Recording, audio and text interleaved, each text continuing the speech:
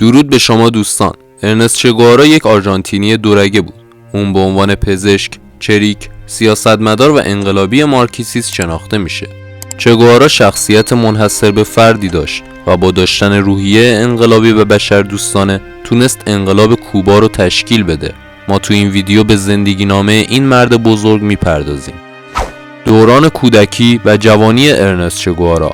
ارنست چه گوارا در تاریخ 14 ژوئن 1928 میلادی در شهر روساریو واقع در قاره آمریکای جنوبی به دنیا آمد. پدر و مادر اون اصالتاً اهل اسپانیا و ایرلند بودند. چه گوارا کودکی بسیار سختی رو پشت سر گذاشت. اون به بیماری آسم مبتلا بود. از همین جهت خونه نشین شده بود و فعالیت کمی با جامعه برقرار میکرد. این بیماری نتونست اون رو ناامید کنه، بلکه از اون یک شخصیت جسور و شجاع ساخت که میتونست بر مشکلات خودش غلبه کنه. ارنست چه گوارا اولین فرزند خانواده بود که تونست با تلاش از دانشکده پزشکی فارغ التحصیل بشه. از اونجا که چه گوارا فارغ التحصیل رشته پزشکی بود، علاقه‌مند شد تا به کشورهای آمریکای لاتین سفر کنه تا به بیماران جزامی آمریکایی کمک کنه. در تمام سفرهای خودش فقر و گرسنگی مردم رو با چشم خودش دید و همین مشاهدات روحیه مبارزه طلبی رو در اون بیدار کرد. ورود به دنیای سیاست. همونطور که گفته شد، ارنست چه گوارا سفرهای متعددی به آمریکای جنوبی داشت. اون با دیدن مردم فقیر بسیار غمگین میشد، اما همزمان روحیه مبارزه طلبی در اون رشد میکرد. البته ناگفته نمونه که اون برای به دست آوردن استقلال در سراسر آمریکا قول پیروزی فیدل کاسترو رو داده بود. چه گوارا به عنوان نماینده منتخب مردمی وارد دنیای سیاست شد و به مبارزه سیاسی پرداخت. چه گوارا برای آزادی کوبا به مبارزه با باتیستا مشغول شد و از اون طرف برای مقاومت بیشتر با فیدل کاسترو هم پیمان شد. بعد از اینکه انقلابیای کوبا به پیروزی رسیدند، چه گوارا در عنوانهایی چون وزیر صنایع، رئیس بانک ملی به فعالیت پرداخت. اون در طول زندگی خودش تجربه‌های فراوانی برای آیندگان به جا گذاشت. بعد از آزادی کشور کوبا به کشور بولیوی در آمریکای لاتین سفر کرد تا اون رو مانند کوبا آزاد کنه. چه گوارا آرزو داشت با تلاش‌های مردمی بتونه این کشور را از زیر حکومت ستمگر بولیوی نجات بده.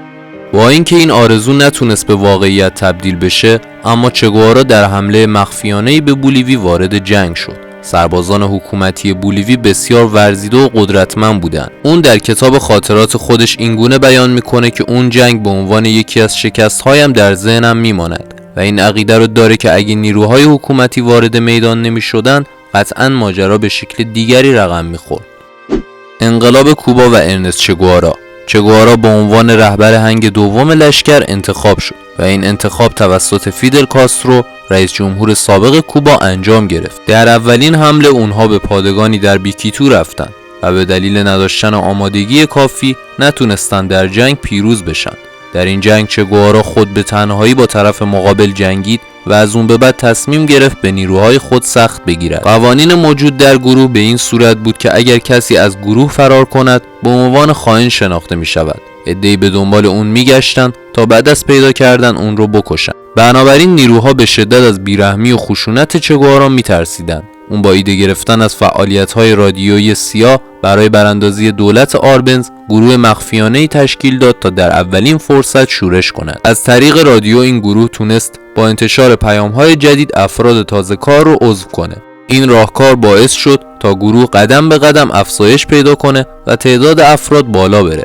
چه گوارا فردی به نام لاس مردس که قصد از بین بردن فیدل کاسترو رو داشت دستگیر کرد. در ادامه اون مدیریت هنگ دوم رو پذیرفت و بعد از آماده سازی گروه اونها رو برای جنگ با هاوانا اعزام کرد. با دستور چه گوارا سانتا کلارا مورد حمله قرار گرفت و طی تلاش‌های پی در پی موفق به تصرف اون شدند. در اون زمان باتیستا با دیدن وضعیت کشور از کوبا فرار کرد و نظام جدید کوبا بنیانگذاری شد. این بنیاد توسط ارنست چه گوارا تأسیس گرفت. زندگی شخصی ارنست چه گوارا. چه گوارا علاقه زیادی به شطرنج داشت و برای سرگرمی از این بازی استفاده میکرد. به دلیل علاقه بسیار زیاد، تنها وقتی که 12 سال داشت با شرکت در مسابقات شطرنج علاقه خودش رو دنبال کرد. اون به نویسندگی هم علاقه زیادی داشت و آثار افراد مشهوری چون آنتونیو ماچادو، پابلو نرودا و جان کیتسو رو دنبال میکرد.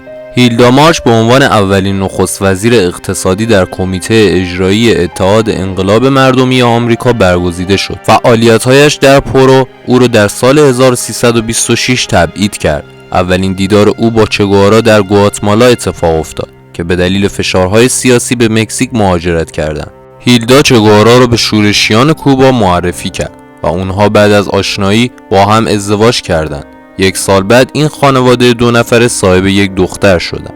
اما این زندگی عمر کوتاهی داشت و سرانجام سال 1337 از یکدیگر جدا شدند. هیلدا کتابی با عنوان خاطرات زندگی من با چگوارا نوشت و تا آخر عمر با آرمان‌های چگوارا متحد ماند.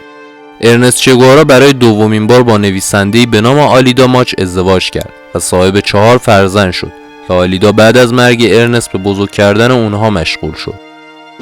حضور در سازمان ملل متحد. ارنست چگوارا از افراد موفق و سیاستمدارانی که تونست همیشه از مردم دفاع کنه. افکار و عقاید اون بسیار منطقی بود و همیشه سعی میکرد با تمام تلاش عقاید پوسیده بعضی حکومت‌ها رو کنار بزنه.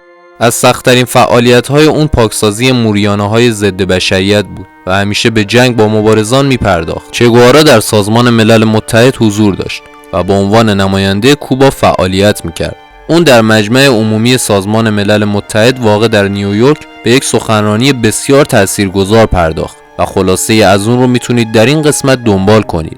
سیاست به قدری در دنیا پیشرفت کرده که امپریالیسم آمریکا سعی داره مردم رو به جهان تلقین کنه. این امپریالیسم نشون میده که همزیستی مسالمت آمیز فقط حق انحصار مردم قدرتمند در دنیا بوده. ایالات متحده همواره در امور آمریکای لاتین به بهانه دفاع از آزادی دخالت میکنه.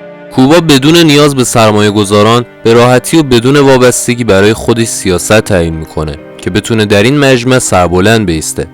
روزی این مجموعه به درجه‌ای خواهد رسید تا حقوق برابر رو برای سیاه‌پوستان و مردم آمریکای لاتین که در این کشور زندگی میکنن طلب کنه. فوت ارنست چگوارا. از غمگین‌ترین مرگ‌های تاریخ میتونیم به مرگ ارنست چگوارا اشاره کنیم. چگوارا به همراه چند تن از همراهان خود که در گروه چریکی بودند توسط ارتش بولیوی محاصره شدند. بعد از دستگیری چندین روزه و مقاومت سرسختانه ارنست چگوارا و یارانش در تاریخ 9 اکتبر 1967 میلادی در نهایت با شلیک گلوله اعدام شدند. تا سالهای طولانی هیچ کس از جسد یا محل دفن اونها اطلاعی نداشت، اما طی افشای یکی از ژنرال‌های گروه بولیوی مشخص شد که اونها در نزدیکی باند فرودگاهی دفن شدند. کشور کوبا به پاس قدردانی از زحمات چگوارا پیکر اون رو به سانتا کلارا منتقل کردند و در شهر آرامگاهی برای او ساختند. خب دوستان، به پایان ویدیو رسیدیم. امیدوارم از دیدن این ویدیو خوشتون اومده باشه. لایک، کامنت، سابسکرایب یادتون نره. حمایت شما باعث رشد کانال ما میشه.